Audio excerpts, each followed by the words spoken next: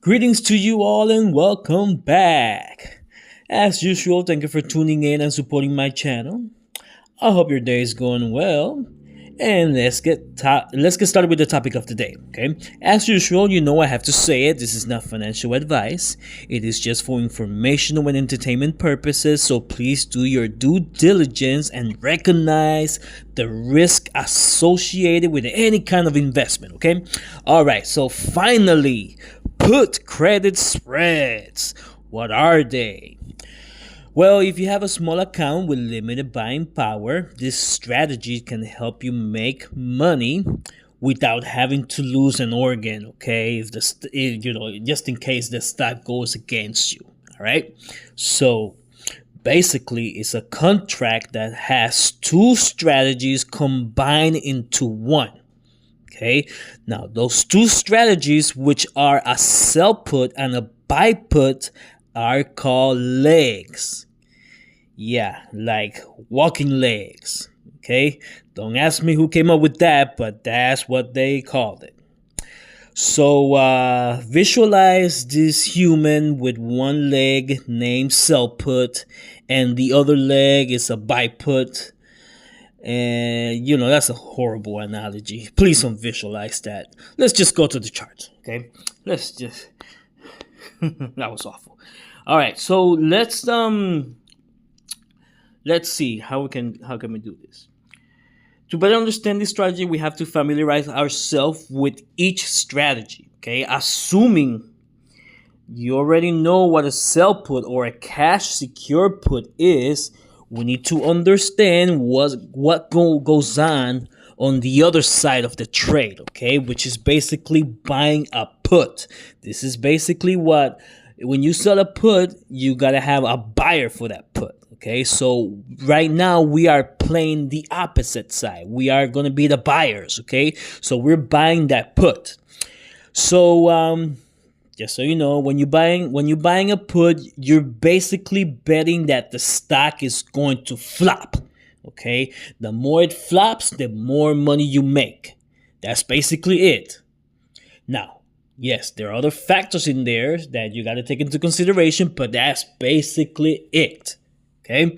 Now, you already know when you open a contract to sell a put, you are going to receive a premium as soon as it fills, of course. Well, guess where that premium is coming from? It's coming from the buyer who just opened or filled that buy put contract. Okay, so you're selling the put. Guess what? Since we are buying the put, we are gonna be on the opposite side, and that's what we're playing today. We're playing the buy put. Now let's take a closer look. Let's pretend we are going to buy a put on Misty. Let's make sure that you see right here, sell and buy. We got to make sure that we are on buy, and you see where it says call here. Well, we want to make sure that you are on put. Okay. Now, we are going to pick an expiration date. Let's do April 17. Here on top, we are going to select buy and put like I just did. Now, I'm assuming that you have evaluated a good entry point on the stock or ETF. You are going to choose how low you think the stock will decline. So basically, the more the stock disappoints you, the more money you're going to make. Okay, so we are betting against it. Okay. Now, the expiration date is how long you're giving your contract to go your way. Now, you may be asking, how does it make money? Well, here, let's take a deeper dive. Let's pretend that we selected, let's see, let's do 1850, okay? This is going to cost me $55. Yes, to buy that, give or take, more or less, because we can adjust that when we get in the contract, okay? And now this gives me the right, but not the obligation, to exercise the contract anytime it goes my way. So basically, when the stock declines, to my strike price. I can select or I can choose to exercise it. Okay. However, instead of exercising the contract, we also have the option to sell it back to the market for a higher premium than what we paid for. Okay, so right now I just said, what was it that we selected? 1850, right? So we selected 1850. So the point of this, since we're paying $55 until April 17, what we're looking for is for the Misty share price to decline below that, so that way those $55 become higher. Okay, and when it becomes profitable, because we only pay $55, when you see that this goes up to maybe $75 or $80, then we are in the profit margin. Okay, and that's when you can select or choose to sell it back to the market for a higher premium. You get me so far? Very, very simple. It's not that bad. Okay, so now there are some other factors that are playing against us here. Okay, first of all, the share price. If the share price doesn't decline by expiration date, then basically our sense of judgment sucked, and it's going to cost us our premium, which was the $55 that we initially paid for it. Okay, why? Because our contract value is going to decline as it gets closer to expiration date, which brings me to factor number 2, time decay. Okay, every single day that passes where the share price of Misty is moving either sideways or even worse, going up, is making our contract lose value. Okay, so the higher it goes, the less this contract is going to be worth. It's going to be going to $45, $35, blah, blah, blah, blah. The higher it goes. Okay, same concept applies if it's moving sideways, but every day that it passes is going to decline more money. Okay, so the only way that we can actually regain some value on our premium is when the stocks decline. Okay, so all right, so let's see. So yeah, there you go. So unless the share price tanks or it takes a nosedive, that's when it actually goes into our favor. So time decay or theta plays an important role. I think it's theta, whatever it is, plays an important role in your contract, which is why we need to be wise selecting our expiration dates. Okay, because the more time you have or you give it, the more time you are allowing that stock share price to fulfill your prophecy. Okay, so now, however, we do need to be aware that the longer the expiration date that we select, the more it's going to cost us to fill that contract. So let's take a look. See, right now, we selected April 17, right? And for 1850, it's the strike price, and it's going to cost us $55. Now, let's pretend that we want to allow it to go for 2 weeks instead of 1 week. Let's pick April 25th. Let's go and look for the same strike price. You see the difference? Now it's going to cost us $170 in order for us to buy or fulfill that contract. Now, remember earlier I said that you can play with the adjustments of how much premium you want to pay? Well, let's take a look at that. 1850. Right now, the volume is at 0, so this might be a little challenging to fill, but hey, you never know. Now, let's buy it, and you see right over here, the high fill likelihood is very high, okay? So if we pay $170 of premium to buy that contract, there is more than likely it will get filled either within the hour or maybe, who knows, right away. But I don't like to pay that much. Okay, I like to pay. I'm cheap because I'm trying to reserve my collateral as much as possible. So when we pick right over here, you can actually adjust how much you want to pay. However, the less that you're willing to pay, the fill is actually going to be low. Okay, so the chances to get that contract filled, it decreases by a lot. Okay, so let's pretend I don't want to pay. I just want to pay 100. Ooh, not bad. Look at that. We still have a medium fill likelihood. Let's say maybe only $75. There it is. You see? Now there might be the chance that I can actually get that fill, but it's not going to fill right away. Hey, who knows? Maybe it could. It all depends on the share price of Misty, because if Misty goes up or down, then this might get filled right away. We are totally relying on that as well. Okay, so let's review it. Here we go. So basically the estimated cost, which is basically the premium that we are willing to pay to the sell put, okay, which is the other side of the contract for the cash secure put, we are willing to give them $75 of premium in order for us to control the 100 shares that they put on the contract. Okay, and basically what are we doing? What are we looking for? We are looking to sell it back to the market at a higher premium price. All right, it's very simple. Buying a put is simple as long as you understand and you have an understanding of what it is and how you can play with it. Okay, now once we familiarize ourselves with how to do this, trust me when I tell you, you can get very creative with these things, because there's so many strategies that you can combine.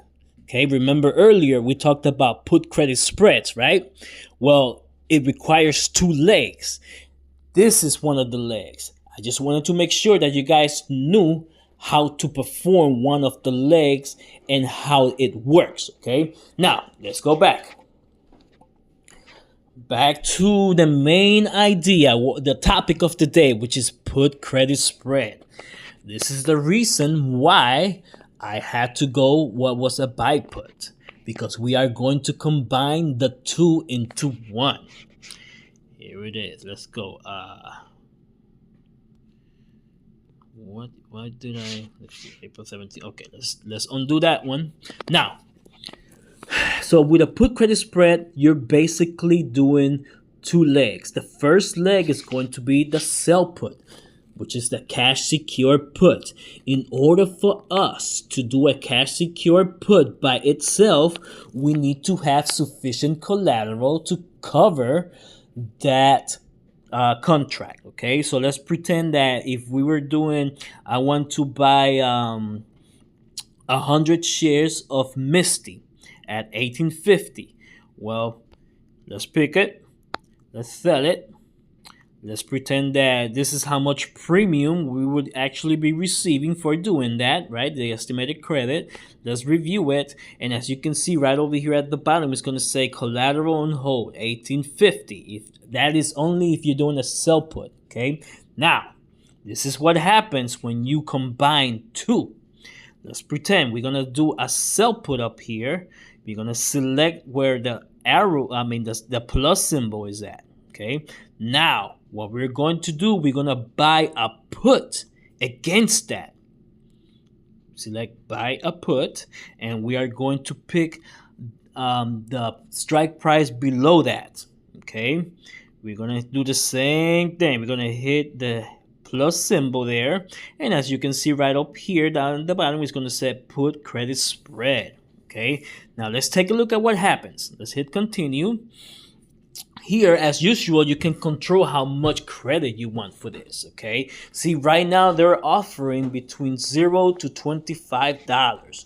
Let's pretend that I want to, maybe I can get $20 for this. It would be nice, okay? But here is the lovely part about this. Look at how much it's going to take of collateral in order for me to receive that. Yeah, we're going to receive credit. You see the collateral, how it changes? From $1,850, now all they're going to be holding back is $50 of that. Okay, and if it fills, guess what? You're going to get your $20 of credit, of premium for that. for doing that for only $50. Now, yes, this is awesome. This is great. However, we need to understand what we just got ourselves into, right? With the contract. What does it mean? So, with that, I have here. Let's take a look. I have a contract. I have a put credit spread that actually expires today. Let's play with it. Right over here, $22.50 and $20. Okay, there are different choices that I can do with this contract. I can choose to close it right over here, right? We can close it. However, they're asking for a limit price down here of $250 to close that. Okay, I'm not going to pay that for to close a contract. I'm not going to pay that much. That's crazy. Okay, otherwise I would actually be losing on this trade. Now, I just want you to we're going through it so that way you see the options that you have. Okay, now again we can play with this, but the likelihood of getting filled is going to be low. All right, but this is what happens. I'm actually going to do for $20 so that we can see what happens here. All right, so estimated cost for closing this is going to be $20 if it gets filled, which more than likely is not, because they're asking for more. And since my strike price is in the money right now, it has value. Okay, either way, let's review it. And this is what happens. You see the release collateral is going to release the $250 of premium that I paid. Remember when we did the whole entire put credit spread that we were going to pay, that they were going to hold $50 of collateral? Well, that's basically what happens. You would actually pay for that contract to release your $50 of collateral. Now, hopefully by that time, the share price of Misty is either going our way, so that way we can close the contract for way less than what we paid or what we received for the premium. Okay, that's the trick to this. Besides the point of limiting your losses and basically you're defining risk, okay? Because that's the collateral is the most that you will lose on this trade. If you're in a losing battle, and you're weighing the money, I would not want to get the shares at that high, okay? Alrighty. So that's one choice that I have. I can buy the contract back. The other thing that I can do is we can just let it expire, and we will get the 100 shares of Misty at $22.50 minus the collateral that we that is on hold here. Okay, so instead of $22.50, I think you would get them for maybe for $20 each. I believe it is per share. Yeah, I believe it's that way. Okay. Now, there is, like I said, remember when I said you can get creative with this? There are other ways that you can do this too. But I'm going to discuss that in some other video, because right now this video is becoming way too long. Okay. So let's leave it at that. That's basically a put credit spread. So we went through how to open one, what things you can do in order for us to close it. You know what? I forgot one thing. Let's pretend that that this contract here, okay, $22.50, right? Let's pretend that Misty, instead of being low at $18.78, it was at maybe $24. Okay, so since Misty is share price is above my strike price, which was $22.50, the premium here, you see the value of the actual contract was what was it again? $250. it would actually be lower than that if Misty would have gone our way. But since Misty share price declined, that made my contract be at in the money. Okay, so meaning that the value of that contract went up. Okay, so it generated more premium. So now it's going to cost me more money to close it than what I probably paid for. Okay, man, I hope you guys understood that. I know it's a little it's a little complicated of a topic to go through, but once you can come back and take a look at the video and you know review it a couple times.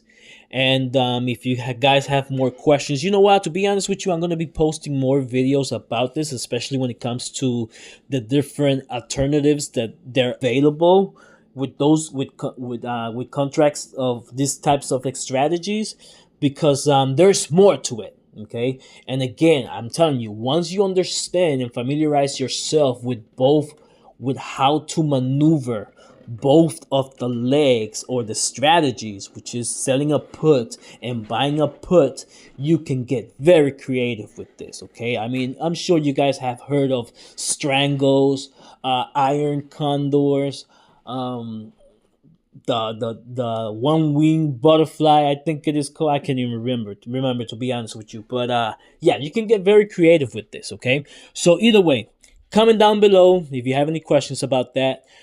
Make sure you smash that like button.